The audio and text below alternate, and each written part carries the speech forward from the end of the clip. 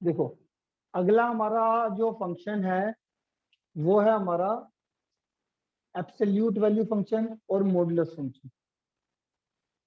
Defined कैसे करते हैं? F of x is equal to mod x. ठीक है, तुम्हें याद है कि तुम ऐसे करते थे, जैसे -2 का कहीं मोड होता था तो तुम +2 लिखते थे उसको। -2 के मोड को +2 लिखते हैं हम। पता है आपको कि नहीं पता?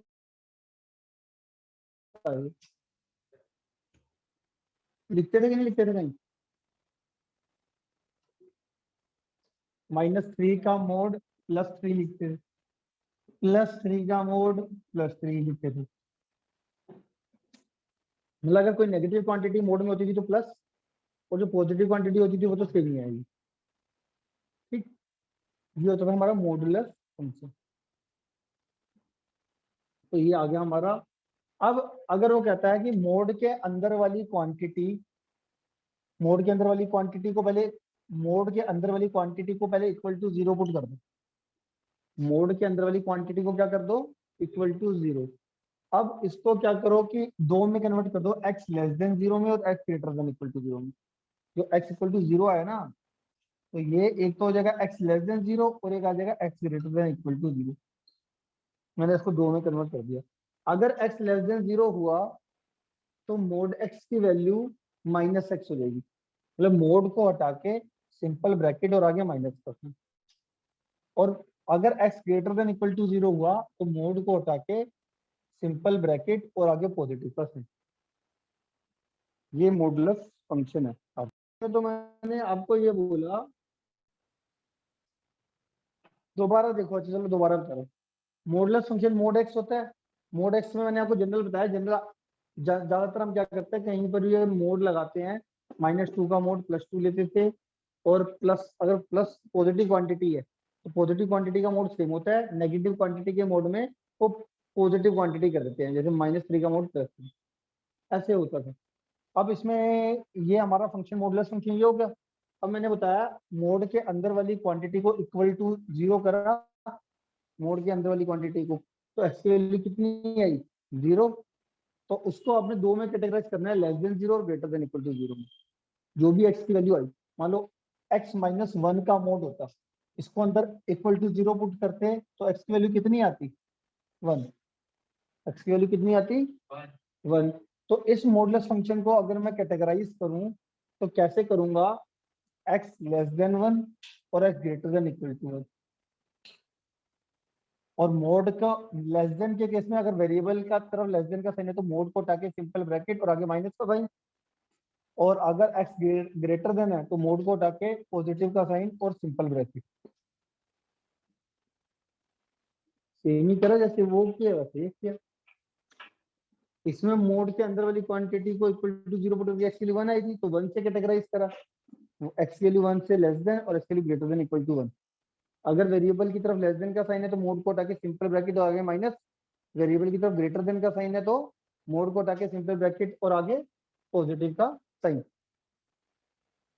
इसी तरीके से यहाँ पे वेरिएबल की तरफ लेस देन का साइन था तो मोड को हटा के सिंपल ब्रैकेट और नेगेटिव का साइन।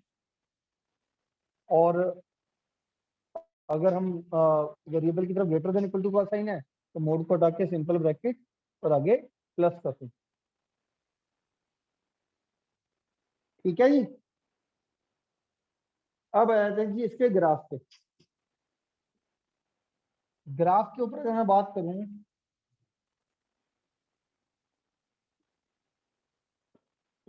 ये एक्स एक्सिस, ये वाई एक्सिस। ठीक है जी। अब मान लेते हैं इसके मैं सॉल्यूशन निकालना चाहता हूँ। वैसे तो उसका एक डायरेक्ट तरीका होता है जिससे कि इसकी वैल्यू निकल जाती है, मतलब ग्राफ निकल जाता है।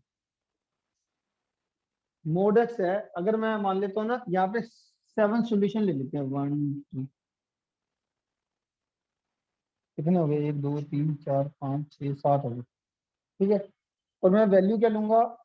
1 2 3, यहाँ पे 0 ले लेते हैं, कुछ पॉजिटिव ले लेते हैं एक्स की वैल्यू और कुछ नेगेटिव ले लेते हैं। ठीक है, अगर एक्स की वैल्यू 0 पुट करूंगा, आंसर कितना आएगा? 0। 1 पे 1, 2 पे 2, 3 पे 3। और अगर एक्स की वैल्यू -1 का मोड +1, -2 का मोड +2, -3 का मोड +3। इसको अगर मैं सोल्यूशन को बनाऊंगा 0,0, 1,1, 2,2, 3,3, ऐसे -1 -1 कितना देगा, -1, +1, -1, -2, +2, -3, +3। इसके सोल्यूशन बनाऊंगा तो ये कुछ इस तरीके का ग्राफ बन जाएगा आपको।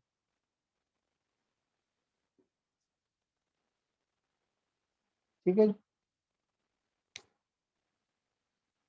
ये आपका f(x) = mod x का ग्राफ आ गया।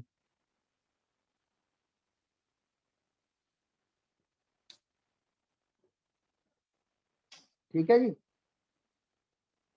ग्राफ तैयार हो गया जी। अब इसके बाद क्या शुरू होगा, डोमेन और रेंज। डोमेन और रेंज, बताओ जी, डोमेन और रेंज के बारे में डिस्कस करते हैं। डोमेन में जैसा कि आप जानते हो डिनोमिनेटर में 1 है, इधर तो 1 है ना, 1 तो 0 बनेगा नहीं। इसका मतलब सारे रियल नंबर के लिए ये फंक्शन हमारा क्या होगा, डिफाइंड होगा। एक्स की सारी वैल्यूज के लिए ये फंक्शन डिफाइंड होगा। क्यों? क्योंकि इसके डिनोमिनेटर में कोई कांस्टेंट है। ऐसे दिमाग में रख लो, डिनोमिनेटर में अगर कुछ कांस्टेंट हो, वेरिएबल ना हो, तो सारी रियल वैल्यूज के लिए फंक्शन डिफाइंड होता है। डोमेन में सेट ऑफ रियल नंबर लिख दो गया। रेंज की बात करें, रेंज में अगर रेंज में किसकी वैल्यू लेते हैं, वाई की, तो वाई की वैल्यूज कौन सी लेते हैं। देखो, अगर तो मैं यहाँ पे पुट करता हूँ 0, तो आंसर कितना आता है, 0। और अगर मैं पॉजिटिव नंबर्स पुट करता हूँ तो वही सेम पॉजिटिव नंबर आते हैं। और अगर मैं नेगेटिव नंबर पुट करूँ तो भी पॉजिटिव नंबर आते हैं। तो डेट मीन्स या तो 0 आएगा या पॉजिटिव आएगा, मतलब नेगेटिव नहीं आएगा।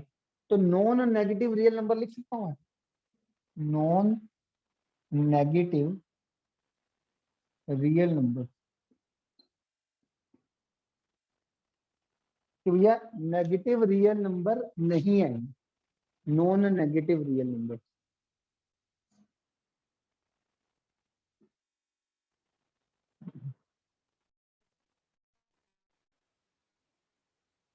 greatest integer function is defined as f of x is equals to, ये होता है ग्रेटेस्ट इंटीजर फंक्शन का sign, rectangular bracket. Rectangular bracket मतलब ग्रेटेस्ट इंटीजर फंक्शन। ठीक है, अब ये होता क्या एग्जैक्टली, कैसे काम करता है, पहले मैं आपको कुछ नंबरों में समझाने की कोशिश करता हूँ जिससे आपको समझ में आए। अगर मैं आपको कहूँ जी 2.5 का ग्रेटेस्ट इंटीजर फंक्शन निकालो, तो मतलब ऐसे लिखना। अब इसकी वैल्यू क्या आएगी, तो आपने सबसे पहले जो 2.5 का ग्रेटेस्ट इंटीजर फंक्शन पूछा है ना, तो पहले आप लोकेट करोगे इसको 2 और 3 के बीच में, 2.5 ये आ गया है ना। अब 2.5 से आपने क्या करना है, लेफ्ट जाना है। लेफ्ट जाते ही जो सबसे पहला इंटीजर होगा वो इसका आंसर होगा। नहीं नहीं, ये तो तुम मैं सिखा रहा हूँ ना, तुम्हें पता होगा तुम तो डायरेक्ट ले दोगे। मान लो मैंने आपसे पूछा 2.5 का ग्रेटेस्ट इंटीजर फंक्शन क्या है, आप सीधा बोलोगे मन में 2.5 प्लॉट करोगे, लेफ्ट में जाओगे, देखो 2 आ रहा है, आप सीधा बोल दोगे ना। इसी हिसाब से 3.5 का ग्रेटेस्ट इंटीजर फंक्शन क्या होना चाहिए, 3 होना चाहिए। 4.7 का, 4.95 का, और 4 होना चाहिए। अब कई बच्चे ना नियर देखने लेते हैं, नियर बाय कौन सा इंटीजर है। नियर बाय का चक्कर नहीं है इसमें, लेफ्ट ही जाना है इसमें। पॉइंट को, इस पॉइंट को प्लॉट करके लेफ्ट में ही जाना है आपने। लेफ्ट का जो पहला इंटीजर होगा वही इसका आंसर आएगा। मुश्किल तो नहीं है। आगे चलते हैं। ये जो मैंने नंबर लिए हैं जिनका ग्रेटेस्ट इंटीजर फंक्शन निकालने को मैंने कहा, ये हमेशा मैंने अभी कौन से लिए हैं, जो हमारे दो इंटीजर के बीच का नंबर। इंटीजर तो नहीं लिए ना, लाइक नॉन इंटीजर है, कहने मतलब इंटीजर नहीं। अगर किसी इंटीजर का ग्रेटेस्ट इंटीजर फंक्शन निकालना है, मतलब 1 का ग्रेटेस्ट इंटीजर फंक्शन निकालना है, अब इसमें लेफ्ट में नहीं जाना, इसमें किसी भी इंटीजर का ग्रेटेस्ट इंटीजर फंक्शन वही आएगा। 1 का ग्रेटेस्ट इंटीजर फंक्शन 1 है, 2 का ग्रेटेस्ट इंटीजर फंक्शन 2 आएगा, 3 का 3 आएगा। तो क्या समझे, अगर किसी इंटीजर का ग्रेटेस्ट इंटीजर फंक्शन निकालना है तो सेम आएगा, कोई ना लेफ्ट में मूव करना है ना राइट में मूव करना है, सेम आएगा। समझ में आएगी नहीं आई एक्सक्यूज मी बात? सर, हाँ जी हाँ जी। सर ये 2.5 है, इसका ग्रेटेस्ट इंटीजर फंक्शन 2.4 क्यों नहीं होना चाहिए सर, 2 क्यों है? इंटीजर है ना, इंटीजर चाहिए आंसर में। आरुष मेरे ओके सर, दोस्त, ओके सर। हमारे को देखो, ग्रेटेस्ट इंटीजर फंक्शन आप किसी भी नंबर का निकालोगे ना, तो आपको सबसे पहले तो इंटीजर आना चाहिए, ठीक है। तो इसमें दो ही चीजें हैं, आपको दो ही नंबरों का ग्रेटेस्ट इंटीजर फंक्शन पूछने को कहेगा, या तो इंटीजर का, किसी इंटीजर का ग्रेटेस्ट इंटीजर फंक्शन तो वही आएगा मैंने बताया, और अगर किसी नॉन इंटीजर का आपने ग्रेटेस्ट इंटीजर फंक्शन निकालना है तो उसको प्लॉट करो कहाँ पर है, रियल नंबर लाइन पर, और उससे लेफ्ट में मूव करो, जो पहला आएगा वही उसका आंसर होगा। सिंपल सी बात। क्या ये बात आपको समझ में आ गई है पूरी अच्छी तरीके से? चलो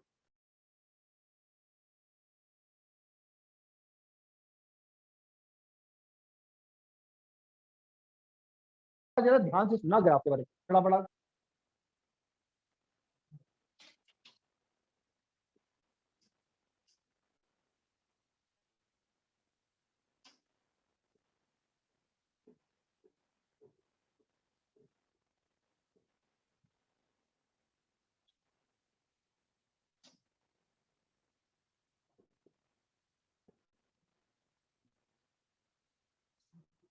ठीक है जी, अब मुझे ग्राफ बनाना है, ध्यान से दिखना है कैसे बनेगा ग्राफ। मैं यहां से शुरू करता हूँ, जीरो का ग्रेटेस्ट इंटीजर फंक्शन क्या आएगा? जीरो। मतलब अगर मैं x की वैल्यू यहाँ पे जीरो पुट करूं तो y की वैल्यू जीरो आएगी, ठीक है।